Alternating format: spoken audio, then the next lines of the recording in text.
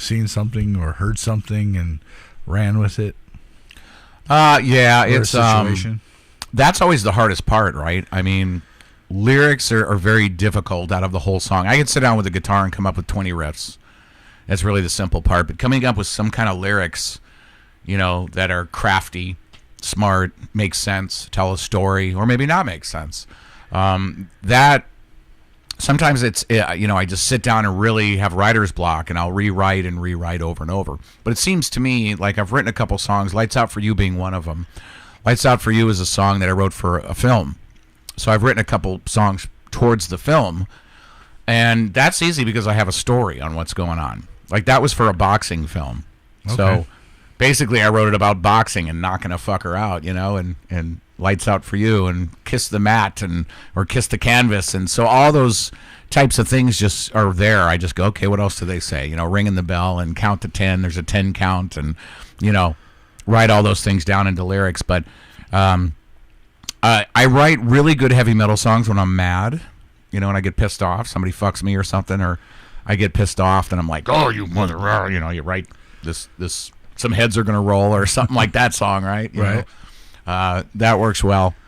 And love songs, I find what's very weird is as you get older, you get a little more mellow. It happens, right? I'm not getting drunk and cussing and going out to desert parties and riding on the rooftops of the vehicles anymore on the freeway.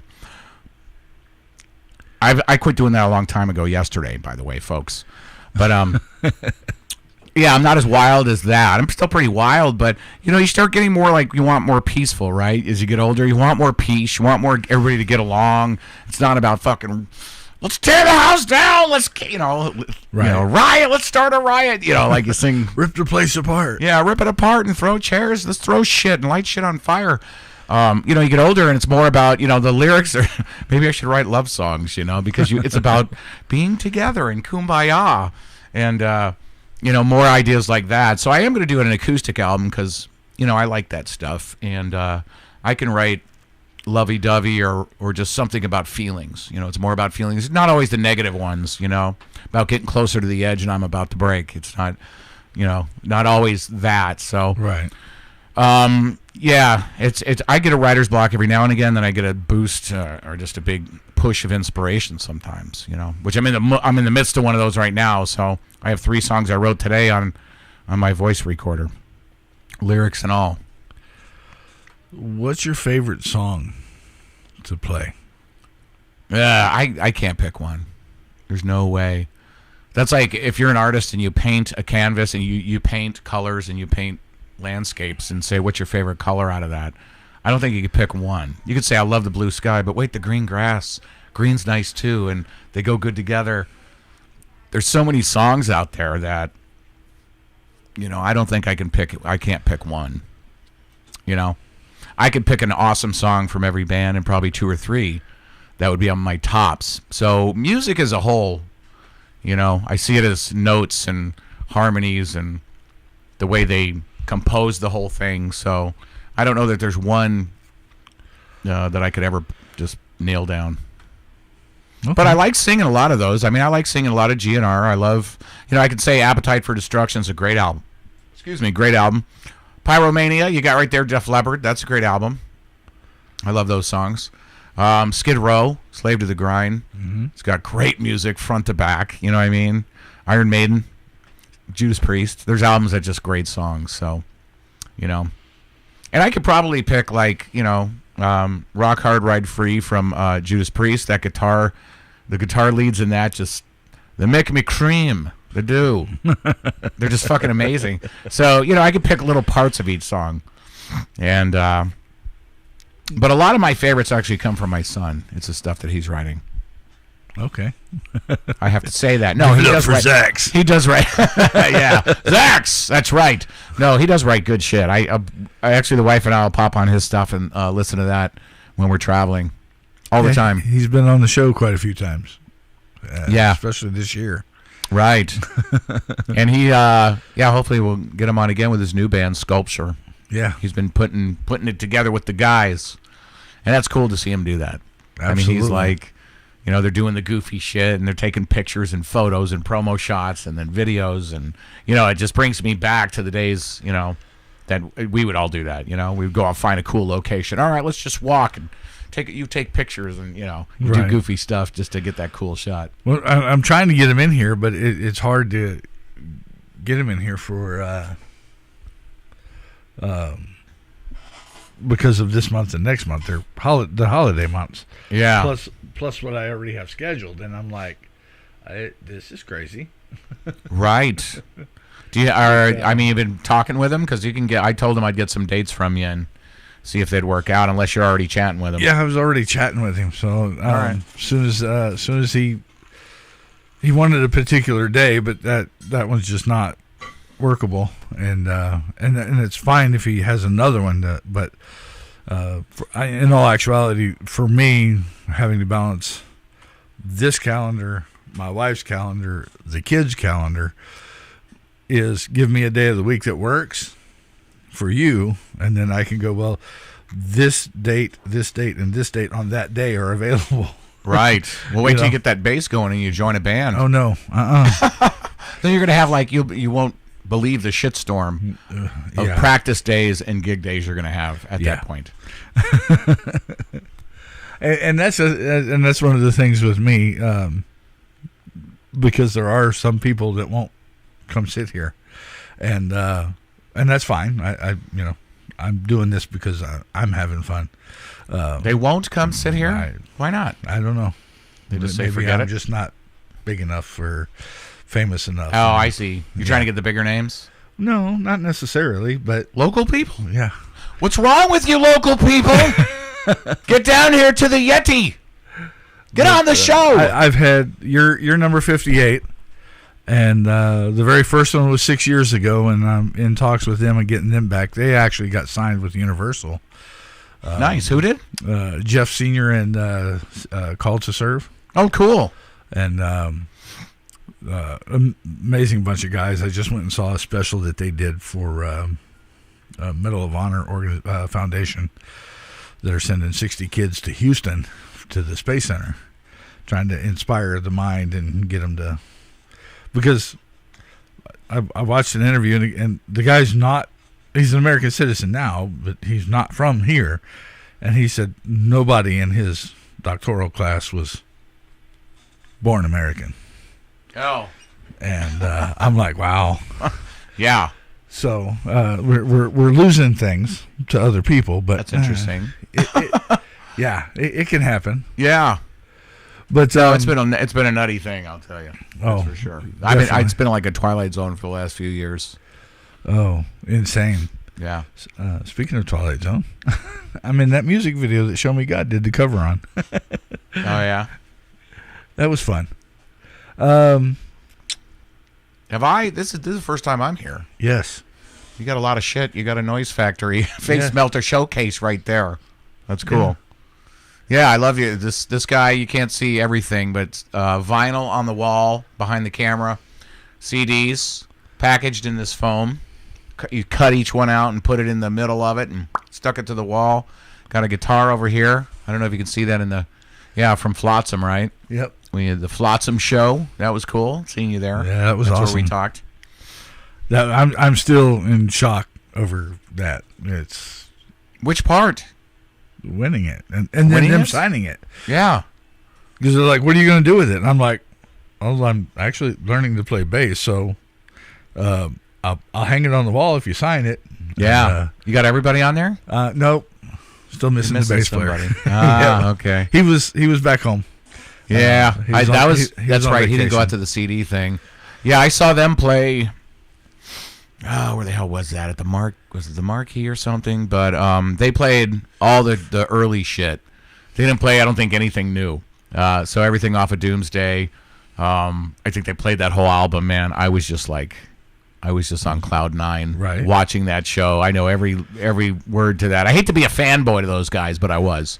Like that night, every time I try it, I talk to Michael Gilbert, and I'm like trying to talk to him, and I'm like, hey, dude, I don't know what to say. Because he's just, they were one of my first thrash shows that I saw here at Rockers. And it was just, I was influenced by that. I mean, I saw Absolutely. them. Megadeth was another one at Rockers that I saw way back when, before they were even, I think it was right when Peace Cells came out or something. But yeah, so they were very influential on me. So I'm probably their newest fan of probably about 2 years.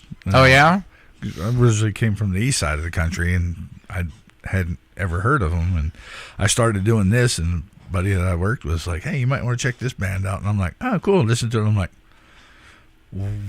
where the hell was this all my life? Yeah, right. Yeah, I feel a little more complete now. So I stumbled on them as a cassette tape, along with Surgical Steel and all these other local bands that some kid had in a fucking shoebox or something. And yeah, it was their demo before they actually did Doomsday when they were signed, and they redid it all.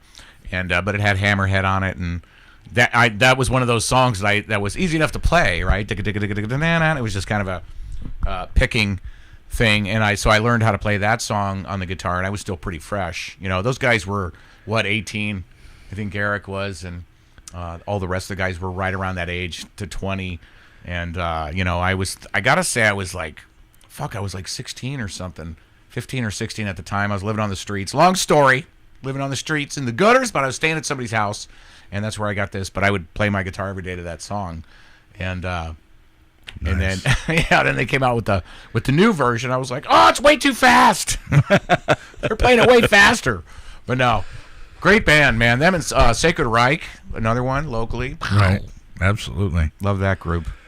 Do you have a song that's that you play that's difficult to play? God, League of the Forgotten Saints did. You mean as far as singing?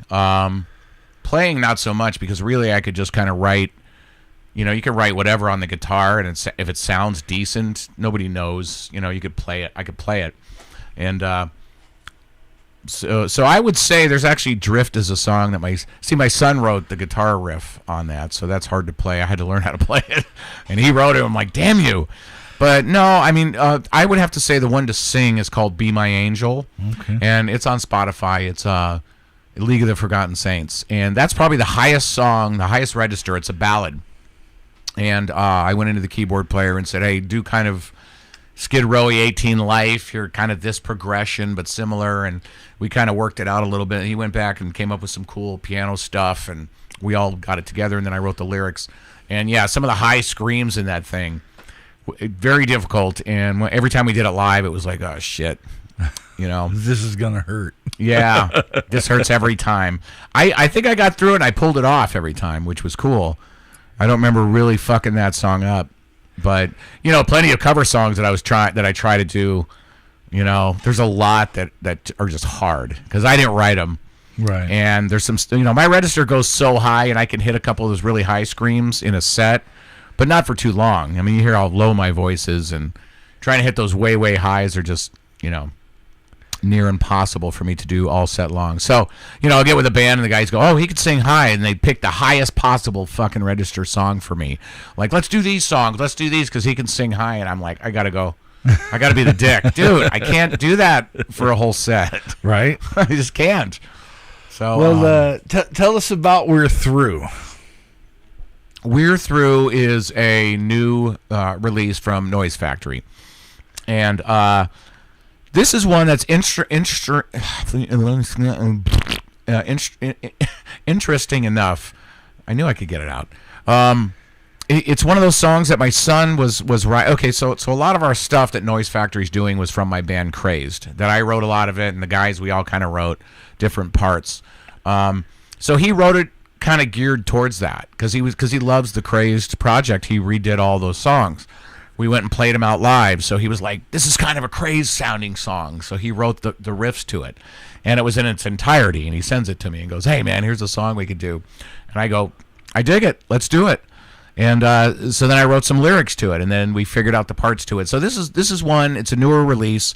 We have 5 in the works right now, including we released Out of Danger, and then we have another one. Out of Danger is a remake from the band Crazed. Okay. And we also have Close My Eyes, which is also a remake. But we did it with a little bit newer sound. We did it with my son on there screaming on his parts, so it sounds totally different from the original. But We're Through is one that's organic completely from his mind as far as music, and then me writing lyrics, and then we worked out harmonies and all that stuff together. So. All right. Well, intermission time. So here's Noise Factory and Mr. Tony Noyes on the Yeti Radio, and it's called We're Through. Roll it.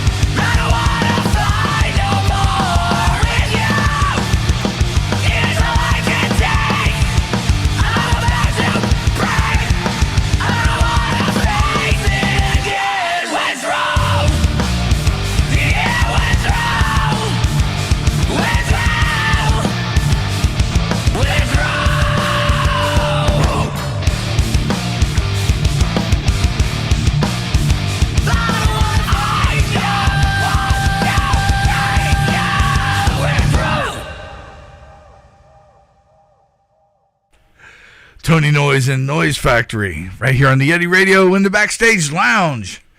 That was We're Through. Yeah. I have to say on that, I love hearing that, man. It does get me all giddy, you know, just to be able to sing with my son like that and hear his voice and his screams and shit. It does. Gives me chills every single time. But I do got to give a shout out to Salt Mine Studios, Zach Salter, for mixing that. This was the first time. It was pretty interesting that we recorded everything at my place, my home studio, which is why I need some of this foam here. But yeah, I did all the tracks and then sent it over to him. I wanted to try something new because Out of Danger, which we're going to play at the end of the show, is mixed over at my place. And I thought, well, let's get a different aspect, get, a different view, a different sound, and try it. And so it was pretty interesting.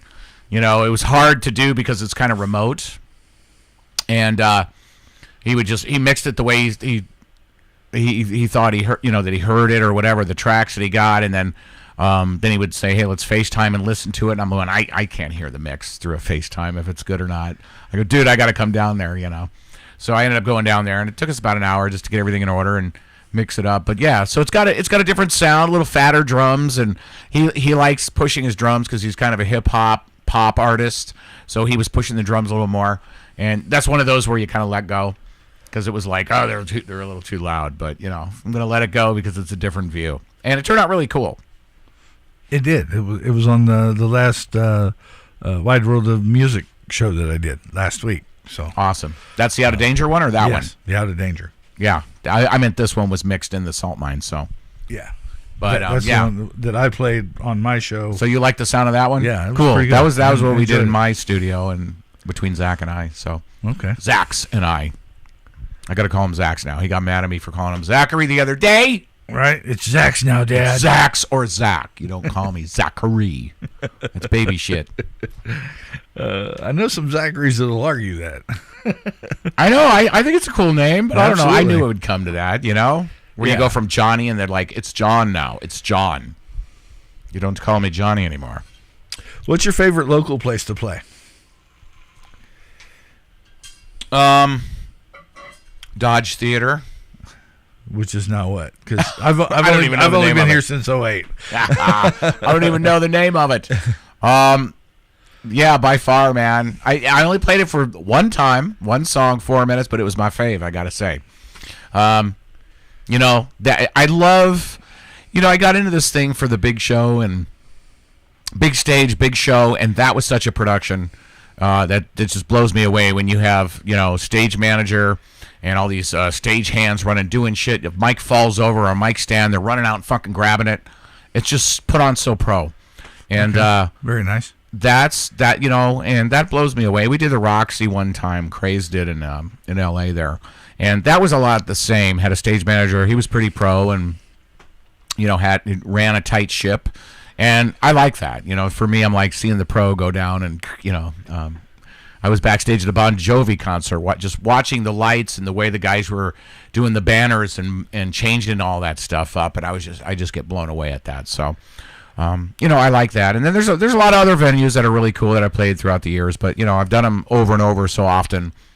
It was nice, like I said, with the Motley 2, going out to other new stages and playing different stages was like a thrill.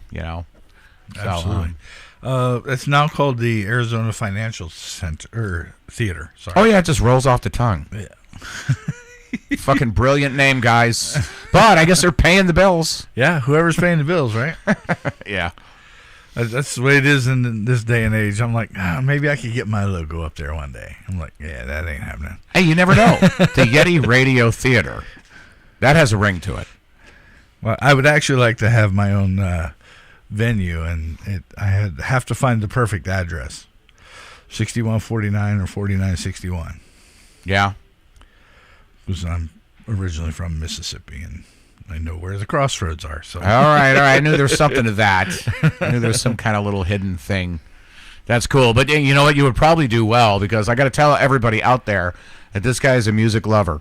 And we were just talking about the payoffs and how you get recognition and you don't. And a lot of this, what you do, and I've heard this from a lot of guys that were doing podcasts. Some were so discouraged.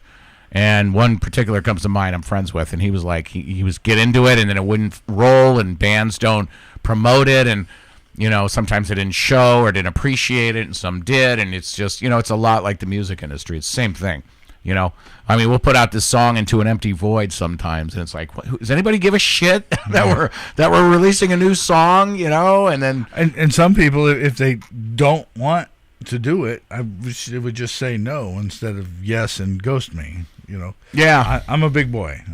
You can't afford. Well, you can't offend me. You might as well throw that bass away then. You know what I mean? Well, you know what? Play it, but don't. If you're going to be in a band, the worst thing is band members that actually tell you, "Oh yeah, no, we want to do that. We're on the same page," and then they have that hidden agenda that. Yeah, or the same. I had a dude come in that actually we were trying out a guitarist, and I was the singer of the band of Crazed, and he walked in playing guitar and. He kind of played the songs kind of right, and I was like, did you learn the songs at all? He goes, well, if the guitars were a little more like this, and, if you sang a little differently, and I go, sang like what?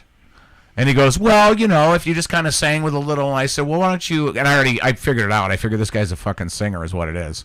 And he asked me if I played guitar right off the bat. But anyway, I go, sing like what? I go, oh, why don't you show me? I'm sure you have something in mind. And he gets on the mic and, no, and he sings. I go, okay, so you're a singer that plays guitar. He goes, yeah. I go, is that what you're looking to do? He goes, well, yeah, I'm looking for a cool band that I could do that. I go, dude, the ad said guitarist. Like, I mean, who would do that? Like, show up, and they play guitar, but then they try to muscle in on, hey, man, I'd like to sing for you. And, you you could take a hike. It was just weird to me. You think you'd read the ad and you usually want to give them exactly what they're looking for. Looking for a vocalist. I wouldn't go and try to play guitar for a band when they say they need a vocalist, and I'd go in there and say, you need to play guitar a little differently. Let me show you. Why don't I be the guitarist? It was kind of like that. So some people, you'd be amazed. Yeah, some of the band guys. You just got to be upfront and honest and on the same page. It's so hard to find that. Right. With 4 members or 5 members of a band. And naturally, you also have opposing views on musical direction and things like that. So, you got to be able to work through all those. So, you're probably, I guess what I'm saying in a nutshell is you're in the music business, baby, so you might as well just set yourself up and get ready for a few more of those ghosting letdowns. Oh, yeah. And I have those moments where I'm just like, and my buddy's, he's like, you're not going to quit. I said, yeah, I know. I'm just fucking pissed off right now. Yeah. I'll tell you what, I had a band recently that was probably the biggest ghosting session that I had ever seen. Oh, wow. Yeah, that members were ghosting. Sound men were ghosting. They were just disappearing, and I was like, what the fuck? It was like a ghost town at the end. But, wow. Don't do that. That's horrible. It's okay to say no. Just say no. Yeah, it's not for me. I'm out. If you could play anywhere in the world, I win a stupid lottery, and I'm going to take Noyes Factory with me and a couple other bands, and we're gonna go play some places, and it's all set up. All you got to do is show up and play. Where are we going? Is there going to be people there? I hope so, because I don't know. That helps. I don't know. I mean, I think I would have to say at this point, the Sphere in Vegas just looks badass. They're building another one. I'm sure they have to. Where? I actually think it's going to be further up the strip. They're building it there in Vegas? Yeah. Why don't they put it in Arizona? Yeah. Well, we're somewhere else.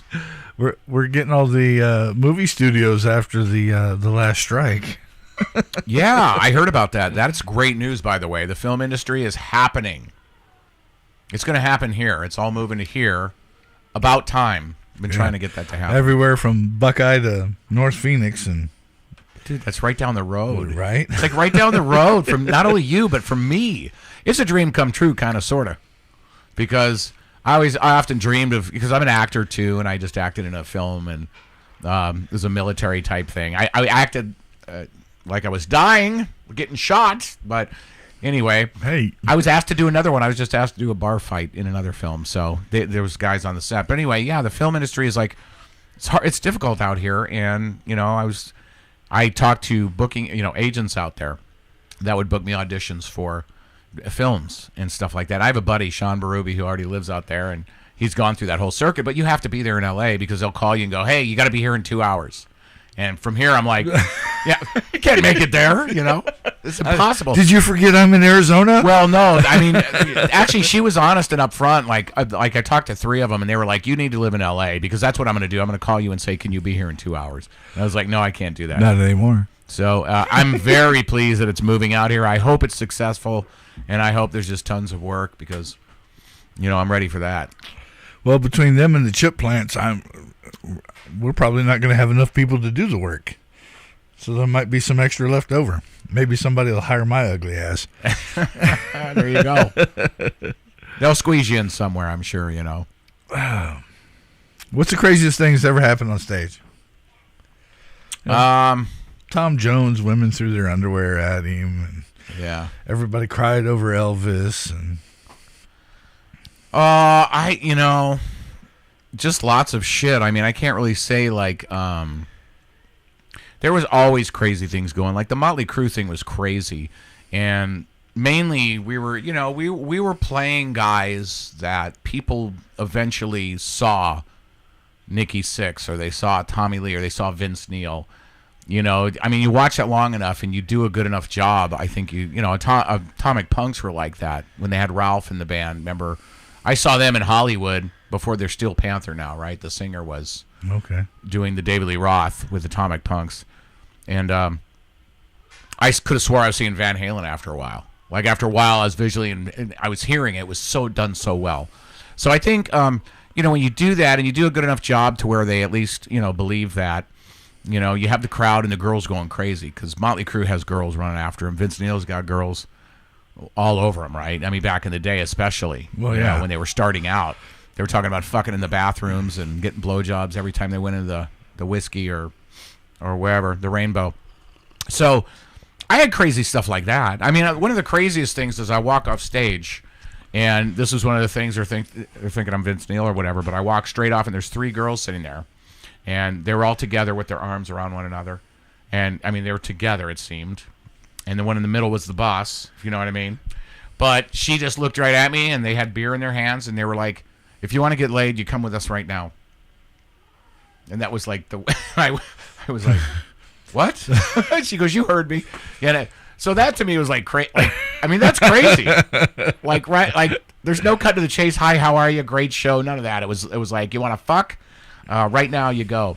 And so I was like, well, I got to mingle, and I got to like take some pictures, and give me a minute, and of course I'm married, so it was one of those I had to cut out if there was any of that going on with the girls getting a little out of hand and crazy, which it happened a couple times, that being one of them. But I go, it was easy enough. I just hey, I got to go take some photos and start talking to other people, and then after a while I see them get a little upset and leave or whatever. Storm off, yeah. Yeah, they were a little upset. They didn't get their way. Yeah, basically. But that was crazy to me, and there's a lot of crazy shit that all I can say is that I would do, getting drunk. And one time I was singing a show, and we were in Prescott at the Drunken Lass, and guy pulls up on his motorcycle, and I'm like, I was out in the street, because I used to run in the street, and I did that at L.A. when we played in the Whiskey too, or the Roxy. I'd run out in the street and kind of get people to sing out on the street with my wireless mic. But fucker rides up on his Harley, and I'm like, nice fucking bike, let's go for a ride. And I jump on the back, and we take off. And the band's like, we go around. Where the hell are you going? Yeah, they're like, where the fuck did he go? And they're just like, they just kept playing the song, and I just leave him hanging. This guy's like, and then it cruised back around. I'm like, all right, thanks for the ride. And I got to say one other story that I do got to tell. Another crazy one was I was pretty lit, and we were playing Johnny Fox's, and we were outside, and I remember seeing the parking lot, and there was a cop parked there, and every time somebody was pulling out, he'd go up and fuck with them. He's waiting in the parking lot, which is pretty cheesy. If you're gonna go catch him, go out and catch him on the road. Right. But he was pulling people over and trying to get a DUI out of them. So we're outside, and in between the song, I start talking shit. Hey, hey, motherfucker! Don't you have anything better to do than just pull people over? What kind of bullshit is that? And God, I was saying, then it got bad. Then he started like, I could see him pointing at me like, shut the fuck up. And I'm like, hey, the next song, I shot the sheriff. Yeah, and I was like, I was pretty lit. I think that's what really did it. Pushed him over the limit. And next thing you know, he calls all of his buddies, and he comes in to like shut us down. I think he walked in to be intimidating, and then I went up with the mic, and I'm like, come on, sing for me. And, come on, fucking sing. And he's like, you better quit using that language. And I go, oh shit. I mean, it was, I was pushing his buttons. He called all of his buddies there, and there was probably 6 or 7 of them there, and it was like one of those things. He was going to shut down the show and arrest the whole band. But he couldn't do anything, in the very end. I said, hey man, it's not even 10 o'clock, guys, But everybody told me to shut up, and everybody, stop the band playing, because the manager wasn't there to tell him to get the fuck out, because they weren't even allowed on the premises. Once the manager showed up, and he said, "Get the fuck out of here. We got licenses. We got liquor licenses. Get out of here, and get out of our parking lot." But yeah, it was pretty close. Like everybody got really scared. Like shut the fuck up. I'm like, what? They can't do anything. Nope. But that was a crazy thing. I felt like Jim Morrison there, or trying to arrest my ass. They're looking at me on the stage. Let's get this guy. Or Elvis, for that matter, for shaking his pelvis, right? Right. Remember that? He couldn't do that. Not allowed. That's obscene. Yep. Obscene gestures. Not allowed. Wait a minute. What did she say? Weren't you a little hard on the beaver last night? That's right. Golly. Golly Wally. Oh, man. So... And just so you know, I don't brag about that, but it is just what happened. It's reality. Right. I mean, I can't say good or bad or indifferent. It's just a memory. It's what happened. I'm sure the band members are not happy about it. No. They probably still hate me for it. But. Well, we were talking about the costume earlier because you didn't even, I guess you've never seen it. So my buddy's house in Fremont, we did a couple of Halloweens up there in the Bay Area. And because his mom's house is at the end of the T intersection, and they borrowed the two neighbors' front yards, and they have this big, ginormous display that's just amazing. He's like, yeah, we get a couple hundred people. I'm like, couple hundred, my ass. I took pictures for 3.5 fucking hours. More like 500 people. You wore the wrong costume for that. Or the right one. Yeah, the right one, because I think it brought in the 500. Nice. If it was only two, we made it more. But it was just a lot of fun. And you got to wear it during your shows. You should have it on right now to show everybody. That'd be great. He's got a really cool Yeti costume. It's awesome. It's hanging right over there. Right around the corner. Yeah, it's looking at me. But and it's funny because I would go out and play in traffic and scare the shit out of people. Play in traffic. Finally, someone would come over and said, might want to quit doing that. Cause an accident, we might get in trouble. I'm like, okay. Yeah. But then when we went to the Whiskey with Show Me God, we came out, and one of those tour vans was driving by, and I was still in costume. And everybody looking as they're driving by. That's fun. Isn't that fun? It's a blast. I got to say, I think that's why I wore like the chaps and the, and the fishnet and all the crazy costume, because the best part about that was you get people going, what the fuck is that guy wearing? Oh, my God. You know? And then we'd go afterwards to get more beer or whatever. We'd stop at a Circle K, and I'd just walk in like that. You see everybody go, what in the fuck? And then you have some, like the kids go, they're trying to figure out who that is. Yeah, some were like, that's somebody like, famous. What the fuck am I looking at? And some of the kids are like, hey, right on, dude. I'm going to have you answer the question, but I think I know the answer just because of the interview. What's your favorite curse word? I think it's I'm trying to think of it. Twat waffle? No, I don't know. Cunt stick? No. No. I'm sorry, you got kids back there. I should probably say it quietly into the microphone. I think it's ball juice. No, it's no, I'm sure I'm saying dropping the F-bomb. I'm saying fuck quite a bit. Yeah. But it's usually the winner, so yeah, it just works, man. Right? Yeah. It's just all kinds of different. You can use it as an adjective or a noun or whatever. It just works for all occasions. So okay. You have a favorite sound?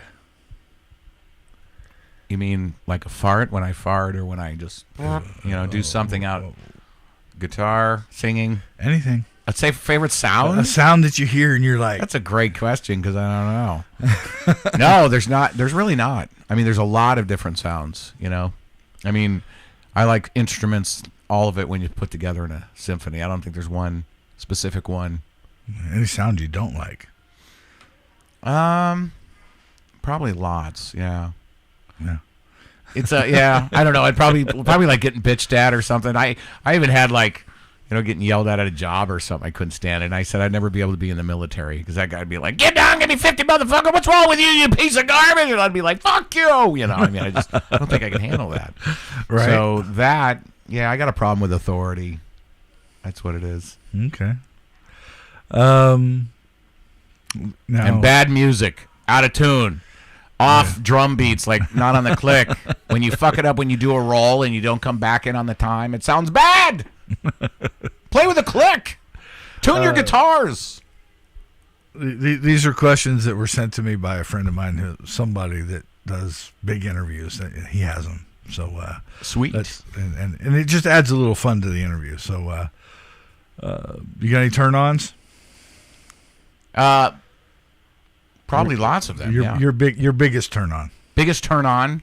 You mean just like anything? Or are you talking sexually or however you want to answer it? However you want to answer it. Well, actually, I do like kind of Asian lesbian porn with monkeys, midgets, and hard hats.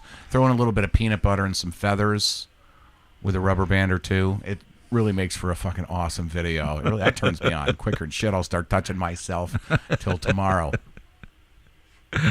Awesome. I enjoyed the one video I saw. It was in Indonesia, and it was a Burmese python massage parlor. Oh, yeah? Yes, I have 3 ball pythons, so I like snakes. It's you lay down and they bring the snakes in and put them on you, and the snakes move around on you, and they're heavy enough that they actually massage you. Wow. And my normal SETI, normal ball python, yeah, I've got a video. She's actually giving me a neck massage. Wow. Well, I could see that, I guess. I'd be worried he'd want to go back in the hole and disappear inside you. I don't know. Where'd it go? Yeah, but I could see where that would happen. That's pretty interesting. Yeah, it was kind of weird. Yeah, no, I don't know. I mean, there's all kinds of. I mean, for me, visually turn-ons, and there's all kinds of cool. I'm an artist, so I love the female body, and I used to draw that all the time. Not that would be like a turn-on, but that I love because I'm an artist. If there's good shadows and they get lighting, there's a couple of photographers that they love taking pictures of a lady's body, and they know how to light it just right. And that, to me, is like fucking amazing. So it's not a sexual turn on, but for me, I like look at it and go, that's just, look at the way the lighting, there's shines over here, shadows on this side, and, I look at that type of thing. So Titanic? When he drew her. Oh, when he drew her. Yeah. I actually replicated that. I drew that piece of art. Exactly. Nice. Yeah, because I draw that all the time, the human form, and ladies in particular. I think it's beautiful. Yeah, absolutely. There's nothing else like it in the world. There's nothing wrong with the nudity, man. Nope. Let it happen, ladies. Or we can just go to Europe. I'm a pig. Yeah, there you go. It's everywhere. That's right. Go to Greece. They have lesbian orgies going on in the street. It's beautiful. If you're a sketcher, you like to draw, that's where you go. Right. That's where you got all the subjects in the world. Biggest turn off? Biggest turn off? God, I don't know. Probably, I mean, honestly, those people that are not upfront about stuff or not real, I think is the biggest one for me. I love people that are real. New Yorkers in particular.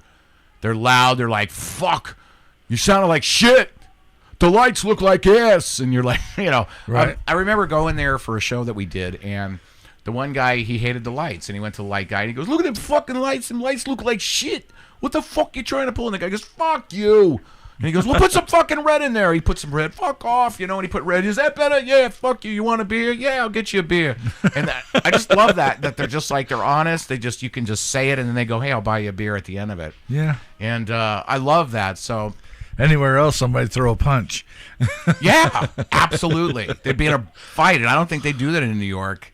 From what I saw, it was, and then I just fit right in with them because I'm loud and kind of obnoxious. I say it how it is, and a lot of people, you from here? Of course, they didn't say that when I was there, but anywhere else, say, are you from New York or something? But I don't have the accent, So you're originally from Arizona? I'm from Arizona, yeah. Okay, awesome. Born and raised.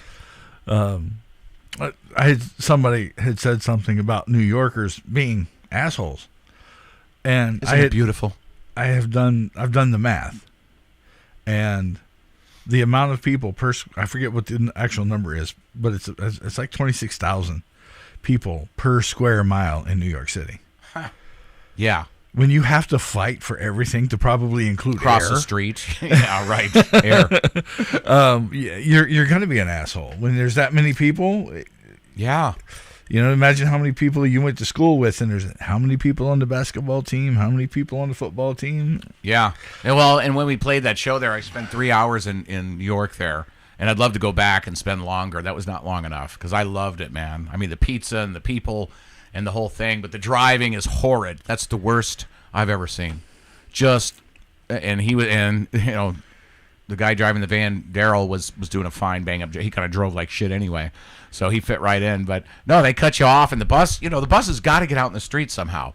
So they're off to the side, and cars are parked, and they pick their people up, and they just pull out, and you either fucking stop or you get slammed. I mean, that's just how it is. So, you go, whoa! I mean, the way they drive is just nuts. And you think California's bad? Go to New York and watch that. If you believe in do you believe in love? If you have religious beliefs, if you make it to the pearly gates, what do you expect to hear? If I have I don't have the religious beliefs about the pearly gates, but it's something very similar. Okay. And I think basically what everybody's going to hear is, when they say my life flashed before my eyes, before I died, or I thought I was going to die and then my life flashed before my eyes. I would think it would be some kind of your consciousness or whatever your soul is going to play back. You're going to look back at what just happened. What did you just go through? What's this video game you just played? Whatever it is, this life you just spent. And you're going to go through a movie. So I always keep that in mind because, what would all of us want our movie to look like? So I try to be kind. I save bugs out of my pool when they're drowning. I'm like, I love life and I love everything that's alive, including the planet, the trees, the air, the clouds. I just kind of enjoy the moment. So I try to create that movie in my head as I go and try to keep the negative out. I try to keep off my phone. I keep away from politics if I can. And, it's everywhere. But all those negative feelings, when I start getting them, I put that shit down and I try to look at something positive. So what I'd really like is at the end to have that film, and I'm hoping it's what I've had my camera pointed at, or because we're recording devices, we're just memories, right? Right. Is what we're making up this whole thing. So I want that bunch of memories. Hopefully they're all good. There's a couple of bad ones in there, I'm sure. We're all not perfect, so I've made plenty of mistakes and done some stupid shit. So I'm sure that'll be in the movie, and I'll be shaking my head. But I just want to be able to sit with my popcorn there at the pearly gates, watch the movie, and I don't think there's a judgment on it or anything like that. So I just want to enjoy the show. Okay. I like that. That's really extremely interesting and creative on that whole layout. The whole thing. Yeah, I kind of have a interesting perspective, different view on it. So if we got into it, then I'd be shut down and they'd come take me away in the panel van. So we don't want to get into that. But right. I think a lot of people are awakening to it, so that's going to be okay. It's going to be beautiful, folks. 2027. Well, here's a spin for you. In this country, our average lifespan is 78 years. 28,500 days. 28,500 days. Yeah. That's, I think we're doing something wrong. Oh, absolutely. Well, I mean, I love that everybody's waking up to the food. That's bad. And the pharma and the way that it's set up. It's pretty obvious to me. They want to, right. I mean, if I was at the top and I was a Sith Lord like Darth Vader and I just wanted to make money on pharma.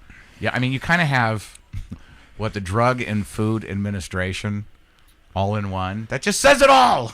Right. You don't have to go any further than that. Like the food and the drugs we control. So let's poison the food and then we'll sell them the drugs afterwards. So, I mean, I started looking at labels, man. I look at labels and I see the shit that's on there. Some of these chemicals will inflame your gut.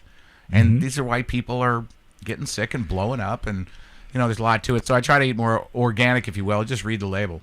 If I don't know what it is, I don't buy it. I don't eat it for the most part. Absolutely.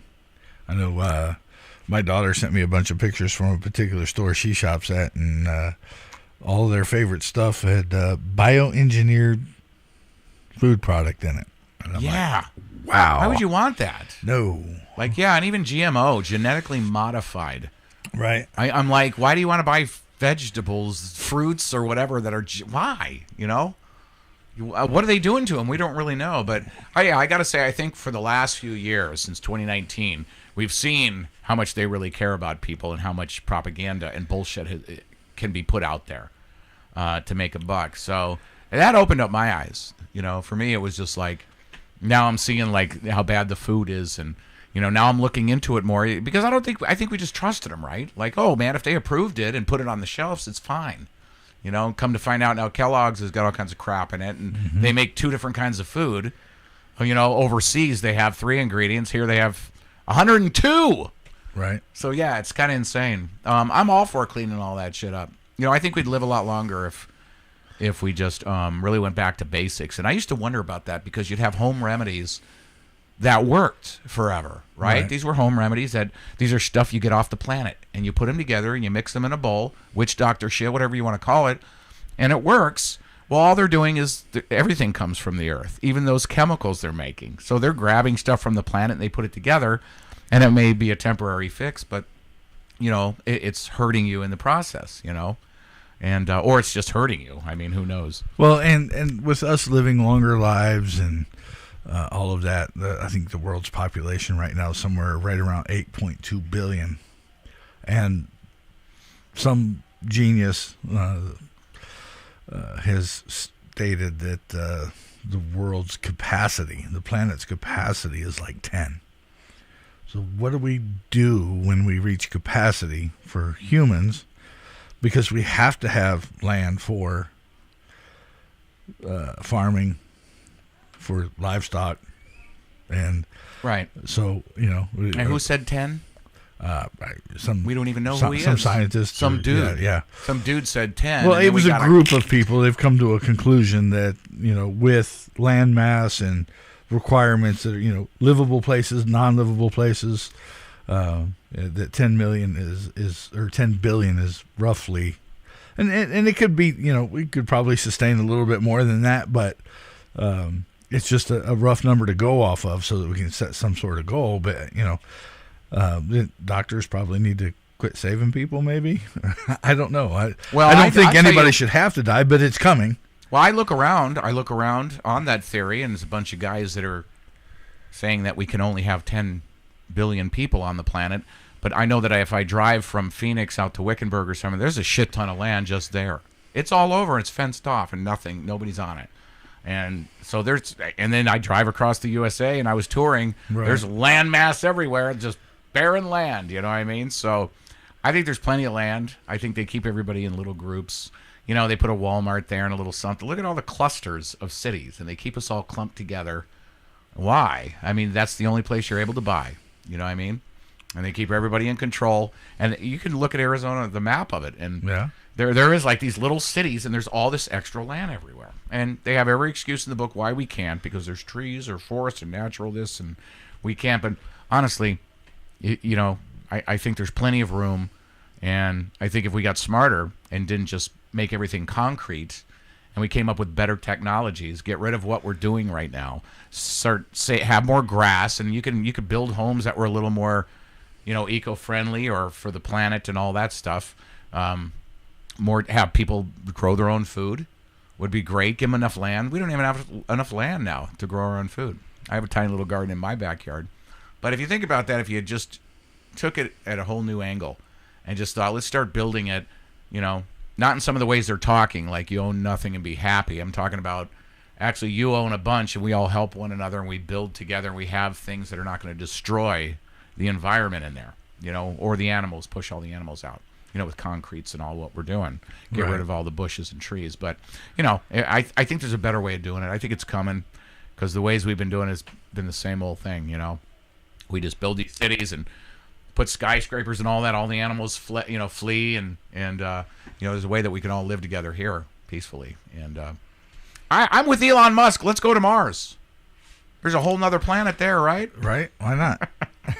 They've even done movies about it. Yeah. Yeah. You can just bring potatoes and you just plant potatoes and you can fucking live on Mars eating potatoes all day long.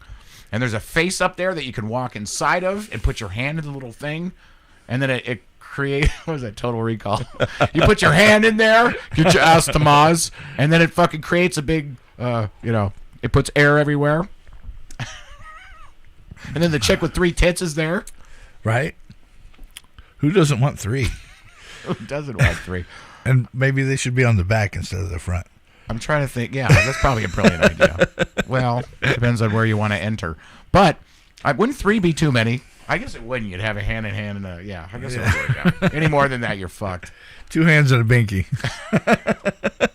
A binky, nipple binky. Very nice. I've been trying not to take it to the gutter, but we're going there, folks. Doesn't matter. Oh, well, we actually picked up a couple extra viewers. Yeah, we really? All right, nice. I want to thank everybody for coming in and joining the Yeti and Mr. Tony Noyes from Noyes Factory. And I want to thank you for finally getting with me and coming over. And I know I've been trying, and I know everything happens. It's crazy. It's because I've done it. And I just did one interview that I've been trying to do, and every time I talk to him, we talk about it, and then I come home and. Yeah. Speaking of Big Pharma, when I was a kid, the shit they used to give me because I was out of control. Yeah. Yeah. So it doesn't work like everybody else's. Yeah. But you know what? I think that's another thing. I think they're put you in school and there's this curriculum, and if you don't stick to that, I was that way. I mean, I get in there in second grade, I stayed after school every day. And because, my mom was going, why does she keep you after school every day? And I go, I don't know. I don't fucking know. So my mom would go down there, and she talked to her, and she said, how come you're keeping my son after school? And, well, he doesn't do the work on the paper that I give him on the papers. She goes, he draws beautiful pictures around the outside. The art's amazing, but he's got none of the work done. So I can't pass him. So I tried to get him to do, it was a math class. But basically it was like, I'm not on that side of the brain. I'd rather be on the creative side, on the right side. Right. So you're asking a fish to climb a tree. And I think if you have autism or these certain things that, they try to prescribe things for, let that kid just do what they're good at. Not everybody could be good at math. Not everybody could be good at that curriculum. Right? I think hyperactivity does eventually go away. Yeah. With enough drugs and alcohol. Well, with enough cocaine. Keep the sugar away from them, and I think it'd be all right. Right. Diet's probably pretty important. That's true. Don't feed them all the candies. I'm living my mother's curse. My first marriage, I had 2 daughters. My second marriage, I had my daughter. And then she gave me my son. Bless her heart. Because that's a very proud moment for her. Proud moment for me because it was 27 years in the making. But my mother's curse is I hope when you grow up you have a son that acts just like you did. Yeah. Guess what? He does. It happens, doesn't it? And I have done the cut his sugar down to as minimal as possible, and he's tolerable at that point. You give him sugar, he will run you up and down all 4 walls all day long, and you'll be exhausted by the end of the day. So I can only imagine. Yeah. That is behind me now. Now we have grandchildren that come over, and then they're usually gone by the time they come and pick them up, and we're like, okay, we're done. Now, it was fun. And but you're tired. But to do it full time again, I don't know if I could at this age, man. Right. Well, again, thank you. I really appreciate you coming and hanging out and doing the interview. And thank you for having me, man. I appreciate it. I'm glad I finally did. Sorry about that. I know we talked about it. You're like, when are you coming, man? I was like, and it wasn't one of those like avoiding it. It was just right. I have ADD all over the place, and to try to schedule, I just forget about it. I go, oh yeah, I said we would do that a long time ago. And so I'm glad I finally got to do it, man. I've enjoyed it very much. Yeah. Now we're also working on getting your son's band in here, so that's a double plus. That's true. He's got a new band. He's forming this new band called Sculpture. Everybody got to give him a plug. But I told him, he was possibly going to come tonight. He actually got some food poisoning last night. He wasn't feeling well today. Oh, wow. But I told him, hey, why don't you come in here with your band and do a whole thing with the new group? And it's great to watch him with the guys, all young and excited about the new I'm music. looking forward to it. So bring him down. You guys look out for that Sculpture. Awesome act. All righty, everybody. Thank you very much. Thanks for joining the Yeti tonight in the Backstage Lounge. And we're going to have some fun here momentarily. You going to play Out of Danger? Yes, we are going to close out tonight with Out of Danger by Noyes Factory, right here on the Yeti Radio in the Backstage Lounge. Yes.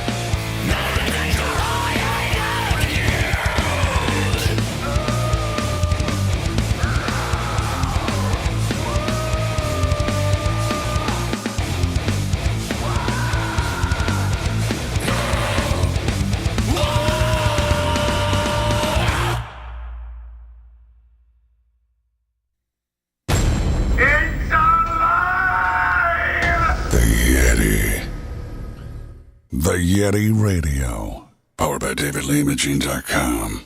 Welcome to the Backstage Lounge on the Yeti Radio.